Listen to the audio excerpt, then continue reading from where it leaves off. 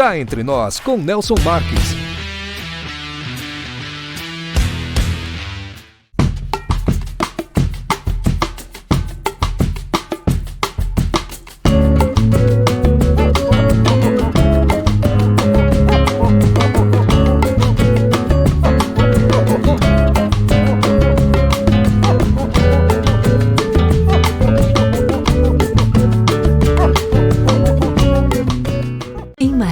Hospede-se no Estoril Hotel, no centro de tudo, com o conforto que você merece. Ótimas opções de apartamentos, para você desfrutar de dias tranquilos, seja para lazer ou para fazer negócios. A maior estrutura de eventos corporativos da região, academia, pet friendly, estacionamento privativo e coberto e um delicioso café da manhã. Em Marília, reserve o melhor para você. Estoril Hotel.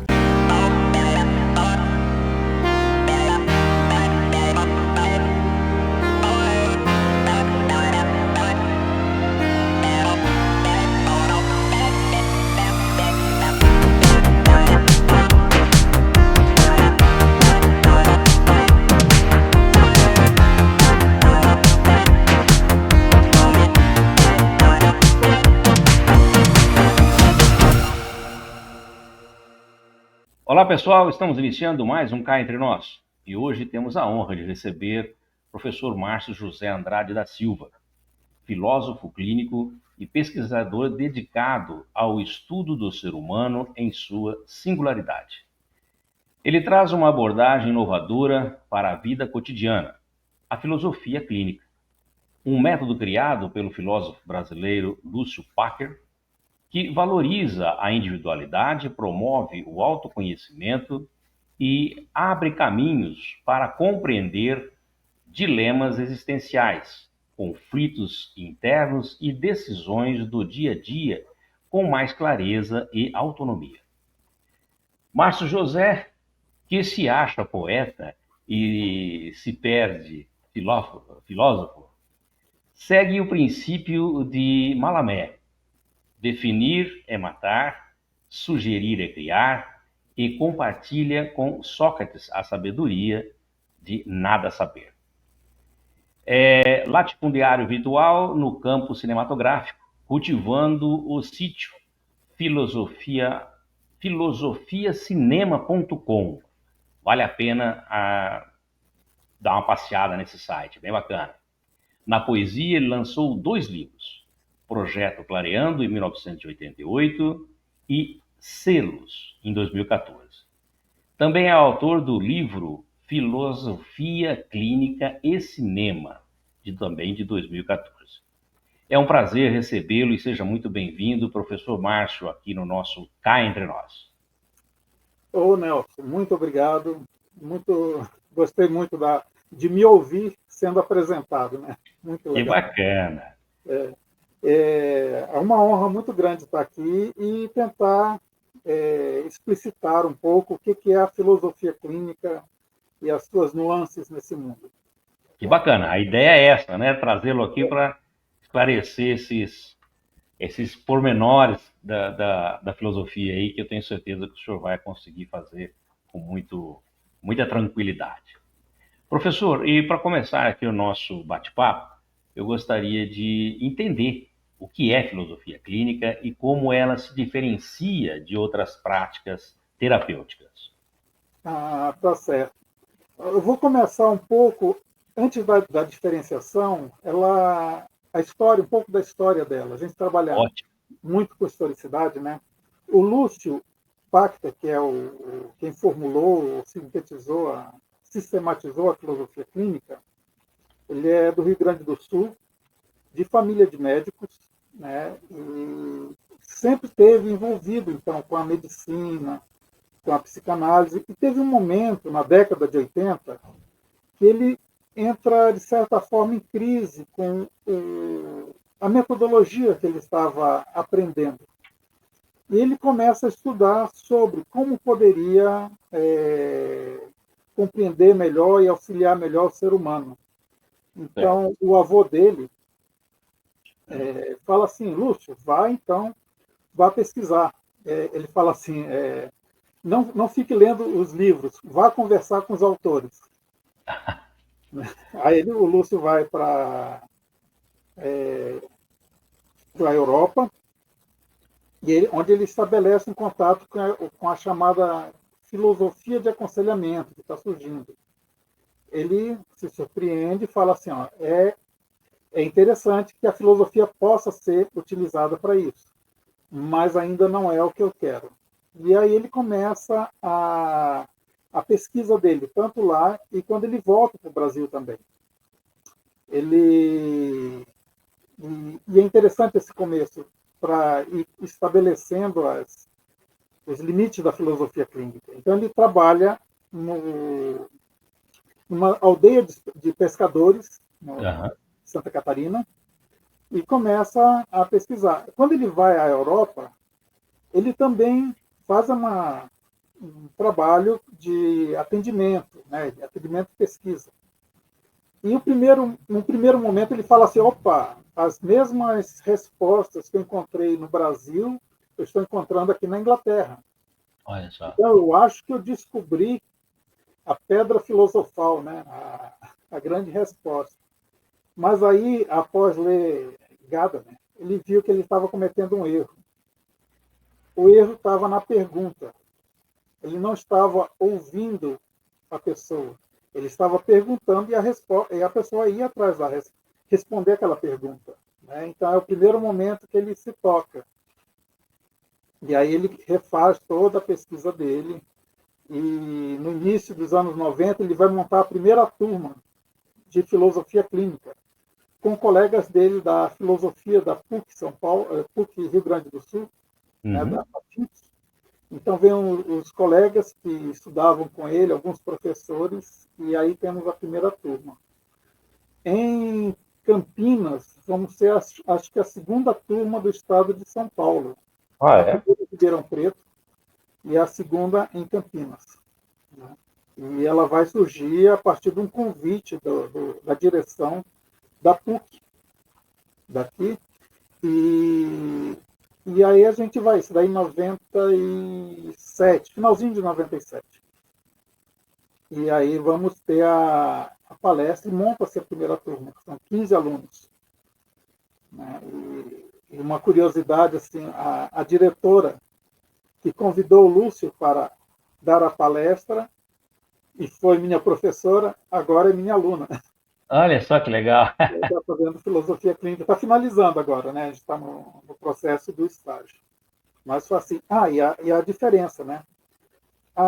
Basicamente, a filosofia clínica, ela difere no método. Tá. O método de abordagem, assim, lógico que cada ciência, cada terapia vai ter seu método, né? Diferente de abordar, eu não posso falar muito, senão posso cometer alguns erros, mas da filosofia clínica, a gente vai trabalhar muito com a historicidade, Tá. Que é a história de vida da pessoa.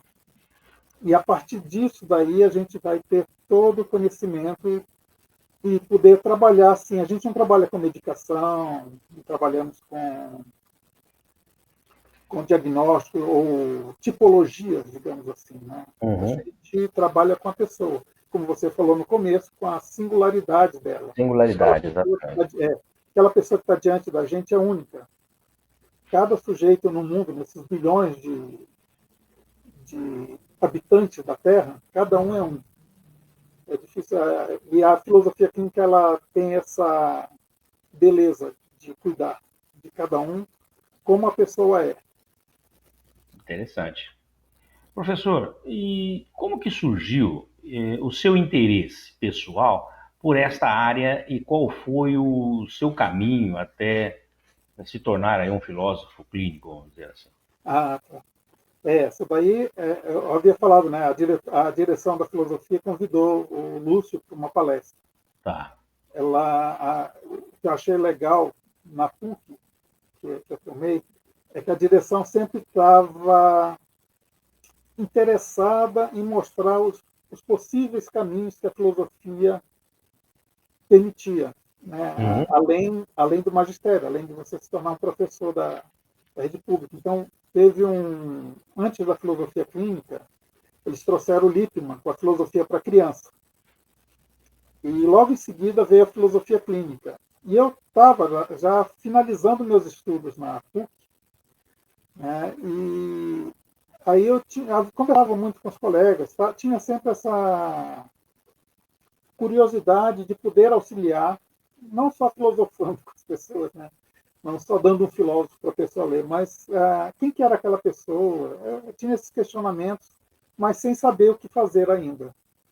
E uma colega, eu já tinha saído da PUC, em 97, né, eu já tinha finalizado os estudos. Aí uma colega falou, sabe quem está vindo aí? O Lúcio Pachter, aquele porque tinha uns jornais no centro acadêmico, que a gente discutia com os professores e tal. Falei, que interessante, vamos lá. Eu fui em palco lotado da PUC,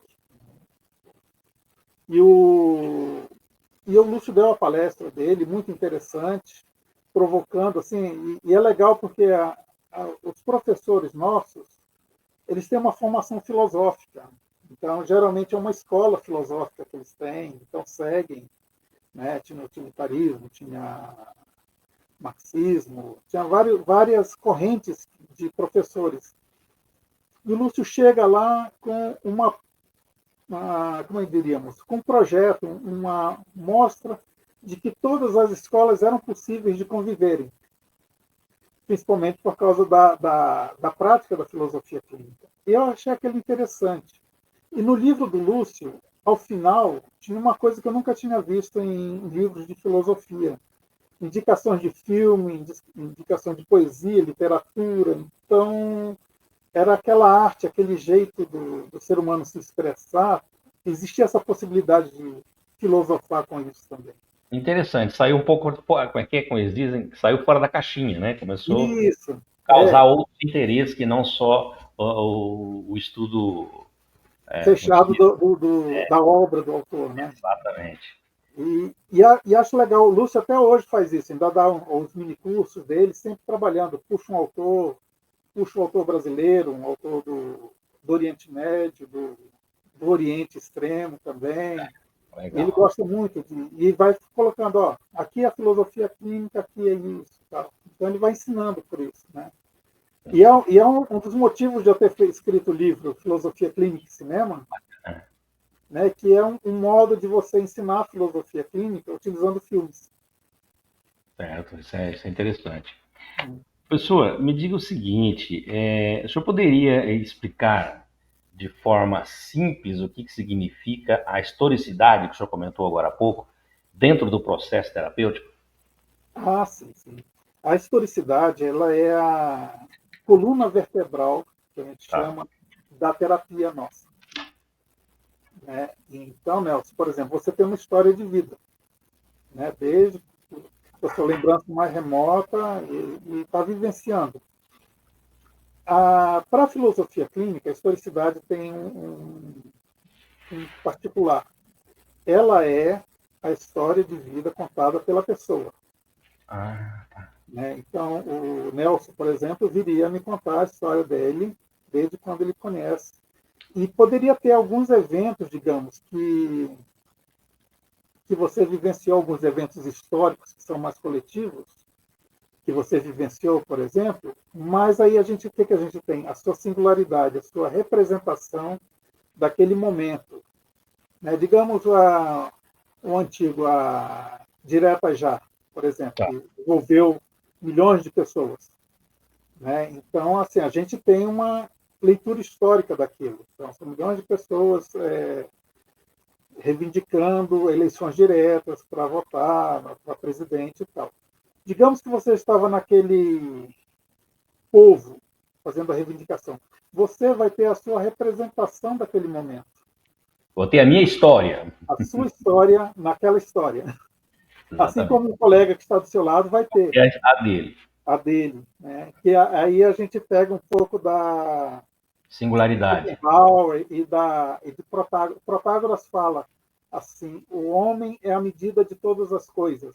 Então, a gente vai conseguir expressar aquilo que a gente conhece. Tá. É a minha medida. Eu brinco até que o peixe tem o tamanho do braço do pescador, ele não passa daquilo.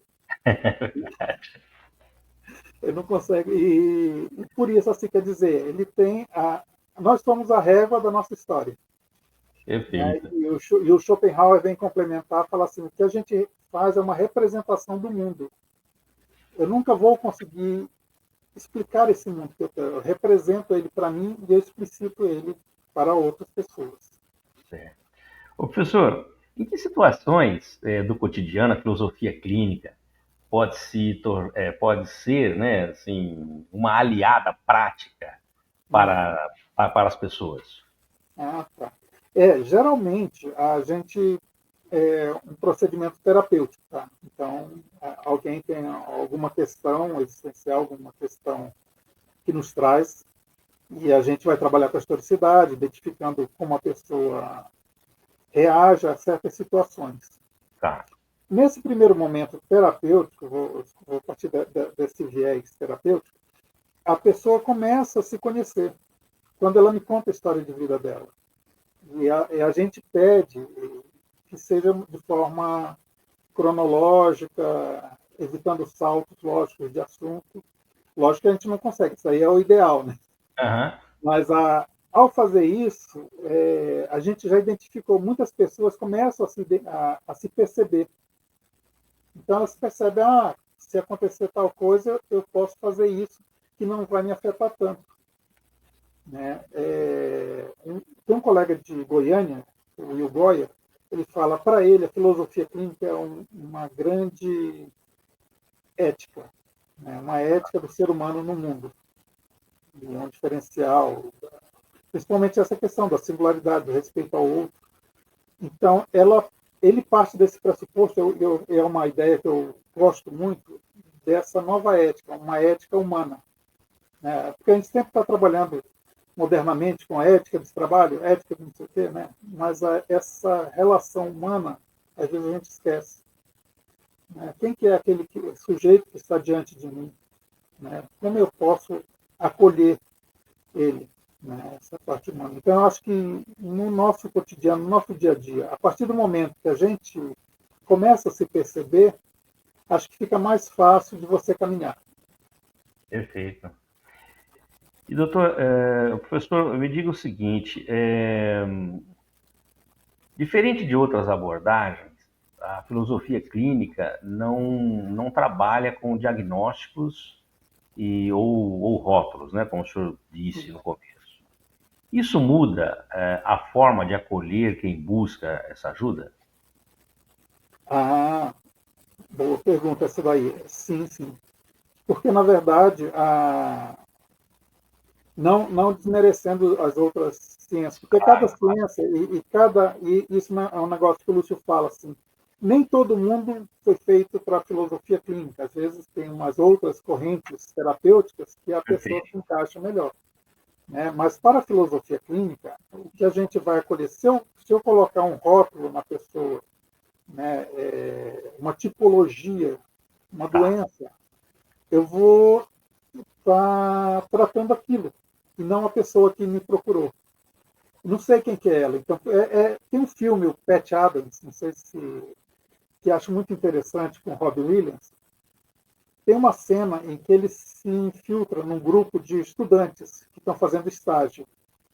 O professor chega no paciente que está deitado na maca e fala, aqui é um câncer e tal, então vocês fazem isso, vocês veem as consequências do câncer, tal, tal, tal, e a pessoa assustada lá, né, na maca. Aí o Pat Adams pergunta, e qual que é o nome do paciente? Ou seja, você esqueceu que tinha um ser humano ali, você estava tratando uma doença. A filosofia clínica, comparando, é assim, eu quero receber aquela pessoa, acolher aquela pessoa, para saber o que ela me traz. Né? O que está pegando. Né? Tem um negócio interessante, um outro filósofo nosso aqui de Campinas, falecido já, o saudoso Rubem Alves, ele falava que a gente precisava mais de escutatórios do que de falatórios. Já né? dizia a filosofia chinesa que a gente tem dois ouvidos e uma boca, não é à toa. Daí, para ouvir Exatamente. mais, falar menos, né? Exatamente. E temos que aprender a escutar mais o outro, Ah, né? isso mesmo. Mas é essa parte, assim. Legal. O intuito é tratar a pessoa, porque de repente esta pessoa cura a doença, ela por si só. E Sim, ela cura o problema, ela percebe o problema, ela se exatamente. percebe, né? E, O, aliás, a gente não tem, desculpa, Nelson, mas a gente não imagina. tem esse conceito de doença, Sim, né? Existe o jeito de a pessoa se, em relação com o mundo, se constituir. é uma questão que você, é uma Lógico que a gente questão não que você vai, tem que resolver. lógico que a gente não vai dizer assim, não, o cara não tem o câncer, não tem isso, não tem aquilo. Claro, claro. Sim, mas não nos cabe fazer esse tratamento, que seria até uma falsidade ideológica também. Sim, sem dúvida. Você tem.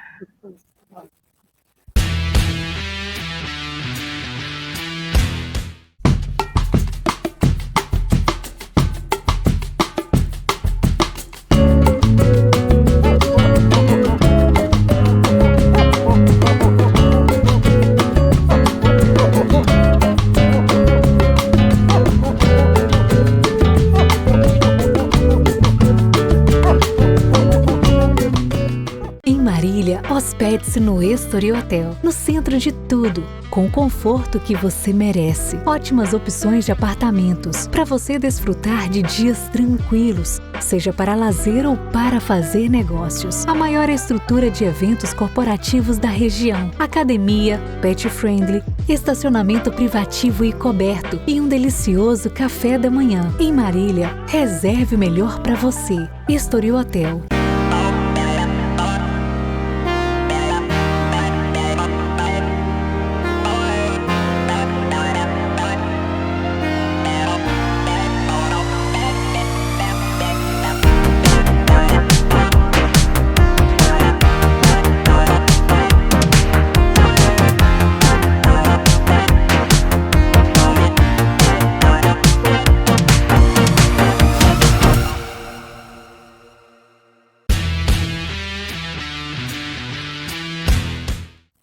Professor, ainda falando da parte interna, aí, muitas pessoas vivem conflitos internos e dilemas éticos ou momentos de crise existencial.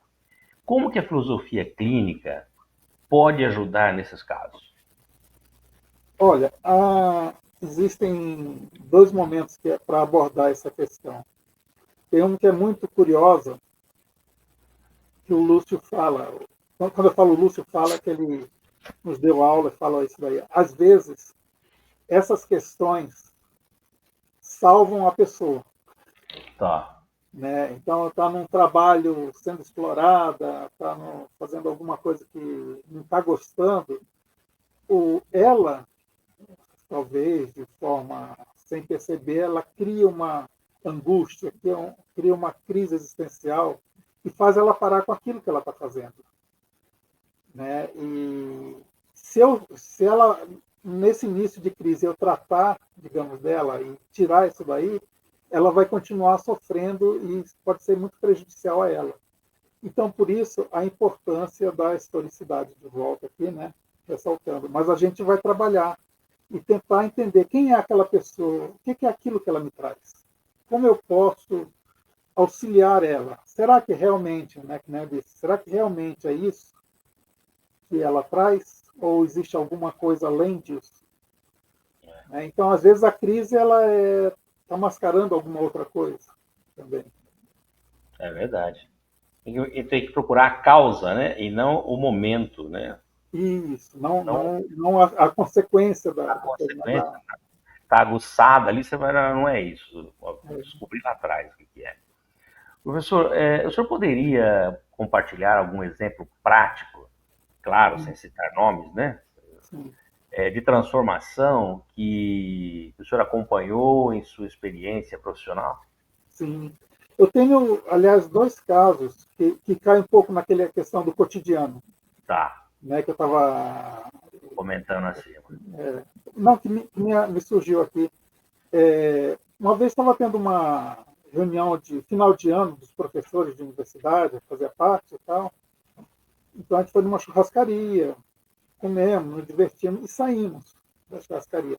Nisso chegou uma pessoa, você vê que ela estava um pouco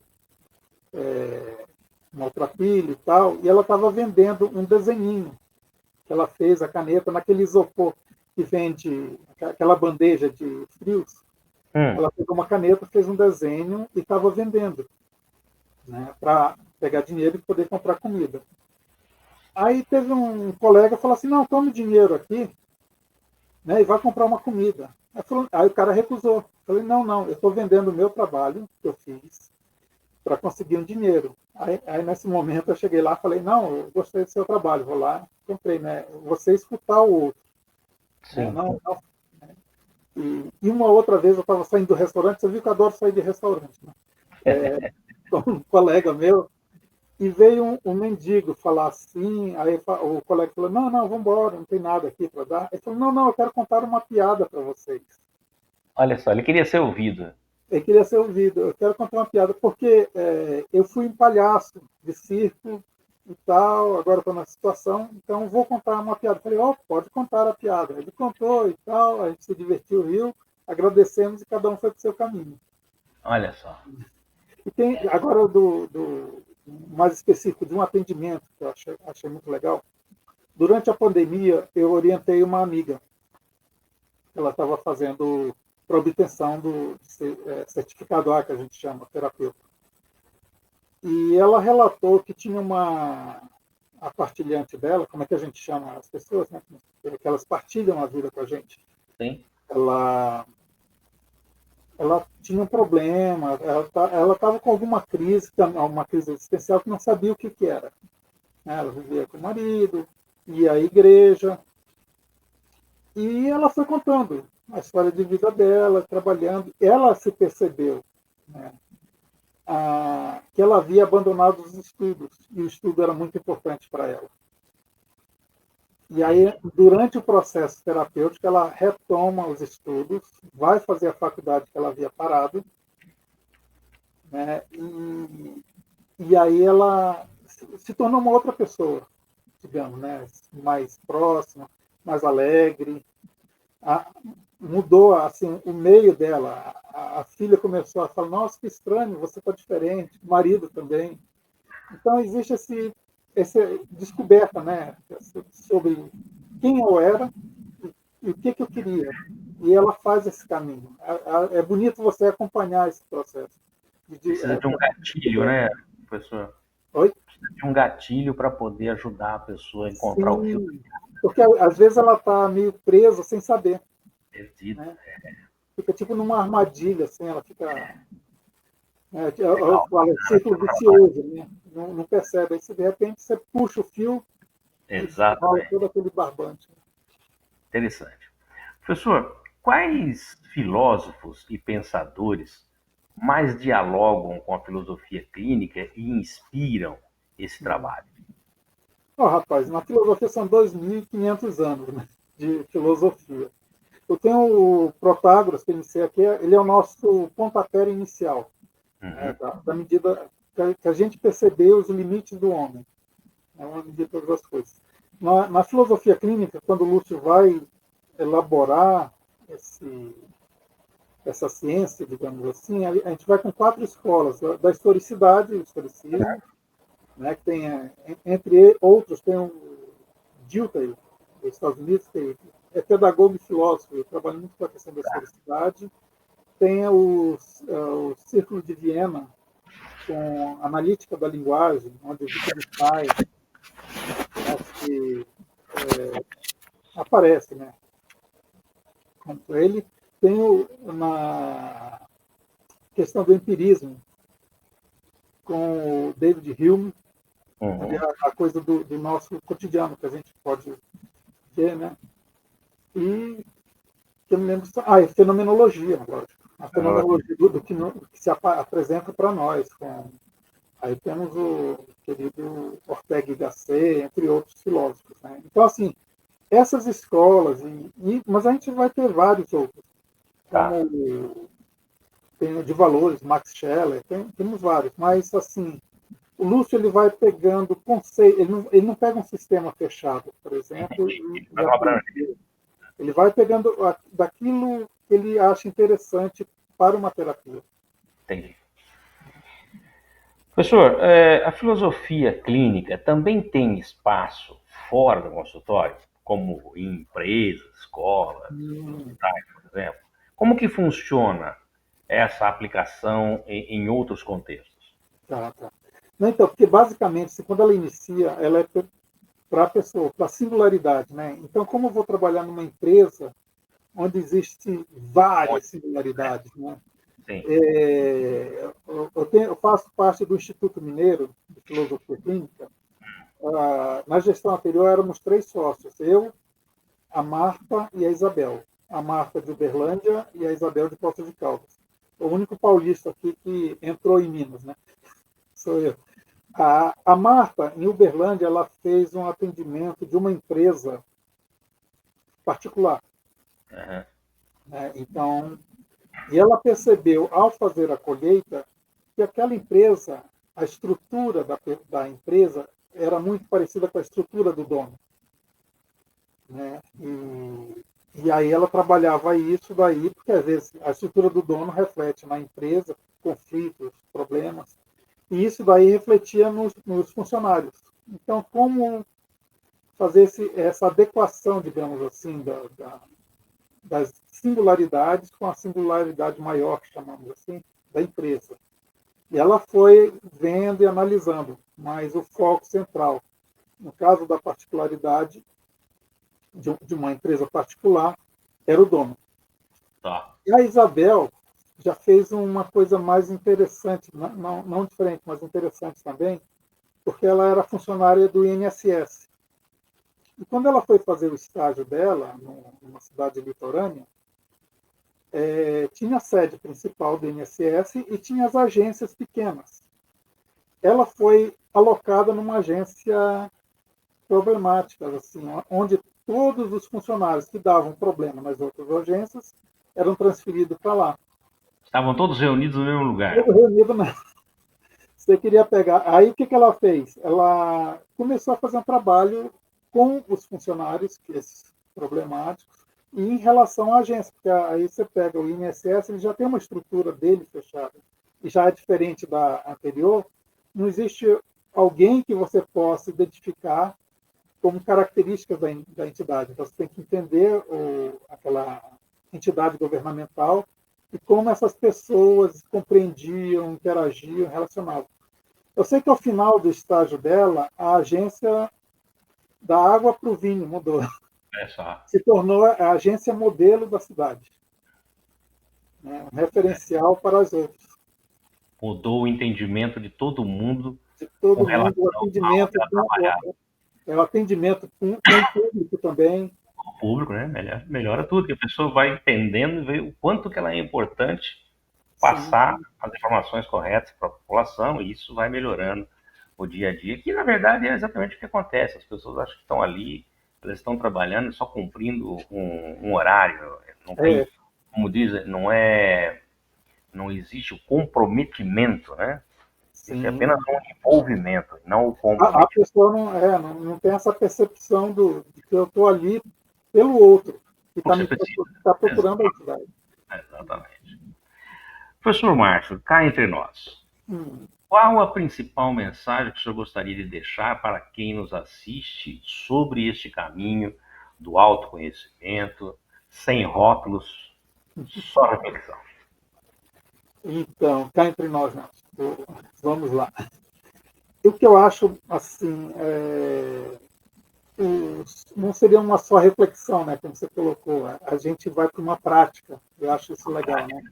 A gente parte só do que seria o reflexivo, pensar sobre e agir sobre também. Né? Não é agir sem pensar, nem só pensar, mas pensar e agir. Esse movimento dialético, digamos assim, né? Pensar, agir, voltar a pensar sobre o que eu agi, isso daí vai coisa, né? E eu acho muito interessante aquela frase que eu gosto, né, que você citou do Malamé, né, que definir é matar, sugerir é criar, porque a definição, de certa forma, ela vai matar qualquer coisa que você queira fazer, né? Eu até brinco assim, quando eu vou em busca de Deus, por exemplo, para ficar bem apelativo, eu mais ou menos, caricaturalmente, eu vou imaginar um senhor idoso sentado no trono. Então, se eu vou partir em caminho dessa busca, eu nunca vou encontrar esse senhor. Verdade. Né? Eu já defini, aquela figura. Assim. Então, ele pode vir de outras formas, e eu, como estou definir, então as outras formas para mim não existem. Né? Aí tem a sugestão. A sugestão pode ser isso, mas pode ser outras coisas também. Eu tenho que estar aberto às possibilidades. Né? E eu acho muito, muito interessante esse estar aberto. Legal. Né? Eu acho que a única definição que eu tenho é dessa frase. Perfeito, interessante. Professor, enquanto o senhor falava aí, deixava o seu recado para todos que nos assistem, eu coloquei os seus contatos aqui no rodapé, para quem quiser falar diretamente com o senhor, entrar em contato, trocar uma ideia. Estão aqui os contatos, é só o pessoal ligar direto e falar com o professor Márcio. Sim, estamos à disposição e aberto ao diálogo. Legal. Professor, muito obrigado, viu, por compartilhar aí conosco esse universo tão profundo e, ao mesmo tempo, tão prático da filosofia clínica. Pode ter certeza que foi uma conversa inspiradora e que nos convida a olhar para nós mesmos com mais atenção, reflexão e autenticidade, como o senhor mesmo deixou explícito aí nas suas falas. Muito obrigado por ter aceitado o nosso convite aqui de participar no Cá Entre Nós. Muito obrigado, Nelson. Foi uma honra muito grande mesmo, como eu falei, assim, me surpreendeu significativamente o diálogo nosso. Que bom. Muito obrigado, Nelson. Muito obrigado, professor. Bom, pessoal, queria agradecer a todos aí que ficaram conosco, lembrando que estamos sempre atentos a vocês que nos acompanham nas redes sociais e também sempre nos enviam os seus e-mails, sugerindo as pautas, como foi a do professor aqui, através de e-mail. Então, continue nos enviando aí as suas solicitações, as suas sugestões, isso é muito interessante. Lembrando que se você não se inscreveu no nosso canal, por favor, inscreva-se, ative o sininho para receber as nossas notificações. Aproveita que você está navegando aí e deixa aquele like para o nosso programa. É bom para ajudar o nosso programa a ficar mais forte, né? E agradecer a todos que ficaram conosco até agora. Lembrando que a semana que vem estaremos de volta com uma nova entrevista e, como eu sempre digo, sempre sugerida por você. Até lá. Solta a vinheta.